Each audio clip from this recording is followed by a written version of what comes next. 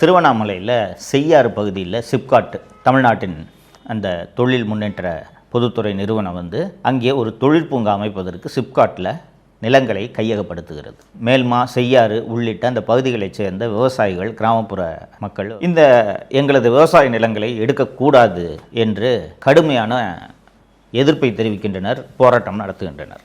எல்லா போராட்டங்களும் அமைதி வழி போராட்டம், அதை நீங்கள் மறந்துடக்கூடாது. ஒரு பந்தல் போட்டுக்குவாங்க, போய் உண்ணாவிரதம் இருப்பாங்க, தொடர் உண்ணாவிரதம் இருப்பாங்க, உள்ளிருப்பு போராட்டம் நடத்துவாங்க, கலெக்டர்கிட்ட போய் மனு கொடுக்குற போராட்டம் நடத்துவாங்க. இது போன்ற போராட்டங்கள் தான் அவர்கள் செய்து கொண்டிருந்தார்கள். இப்படிப்பட்ட ஒரு சூழ்நிலையில் 4 நவம்பர் 2023 அன்று விவசாயிகள் இதே மாதிரி கலெக்டர்கிட்ட மனு கொடுக்கறதுக்கான ஒரு போராட்டத்தை நடத்துகிறாங்க. அப்போது காவல்துறை ஒரு 18 பேரை கைது பண்ணி சிறைக்கு அனுப்பிடுறாங்க. வழக்கமாக இந்த போராட்டம் நடத்துகிறவங்களெல்லாம் கைது பண்ணால் என்ன பண்ணுவாங்கன்னு உங்களுக்கு தெரியும். கல்யாண மண்டபத்தில் வச்சு ஒரு கேஸை போட்டு விட்ருவாங்க, சாயங்காலம் 6 மணிக்கு அனுப்பி விட்ருவாங்க. இதுதான் வழக்கமாக நடக்கக்கூடிய விஷயம்.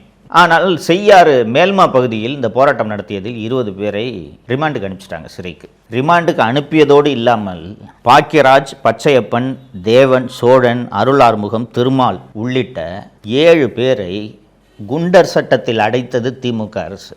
நம்ப முடியுதா உங்களால்? குண்டர் சட்டம் என்பது எதற்காக? ரவுடிகளை, கொலை செய்பவர்களை, நில அபகரிப்பில் ஈடுபடுபவர்களை, கள்ளச்சாராயம் காய்ச்சுபவர்களை, போதைப்பொருள் விற்பவர்களை தடுப்பதற்காக உருவாக்கப்பட்ட அந்த குண்டர் சட்டத்தில் விவசாயிகளை அடைத்தது இந்த திமுக அரசு. தமிழகமே கொதிச்சு போச்சு.